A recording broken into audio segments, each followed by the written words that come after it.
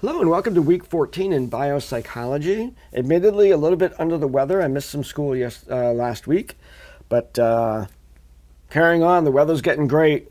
Awesome.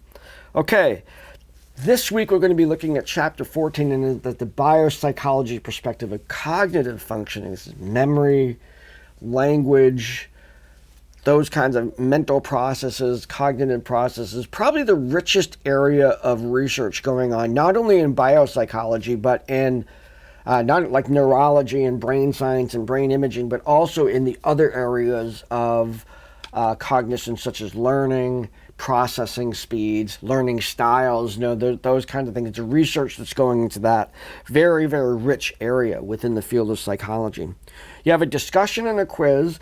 The discussion is pretty straightforward, looking at the pros and cons of the left-right brain thing. Now we know it, you're going to read pretty quickly that the left brain, right brain idea, as the popular notion that the right brain is artistic and creative, left brain is more analytical and logical, has very little reality. There's very little research about, people who are left-handed, therefore right brain dominant, are necessarily more artistic.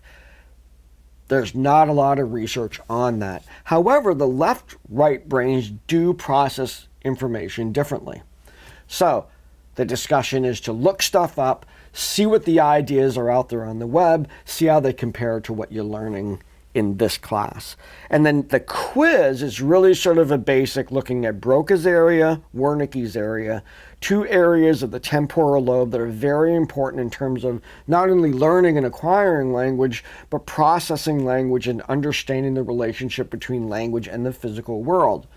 It is very curious and interesting, although tragic, to look at cases where people have had damage to those areas, either for stroke or a blunt, to the brain, blunt assault to the brain or brain injury, and the effect of Wernicke's or Broca's aphasia. When you're missing some of those processing things, very peculiar behaviors coming out of that. An individual that could look at this coffee cup, and they don't know what it is, but if they close their eyes and they put their hands on it, they could tell you what it is. It's just weird ways in which those two areas of the brain work together, and how complex and just fascinating the brain is in terms of its ability to continue doing things, to adapt, to be plastic, those kind of things. Just another chapter that's just an amazing venture into the complexity of our brains.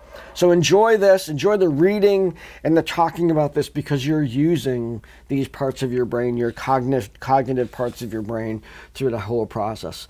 So I'll see you in the discussion boards. Have a great week.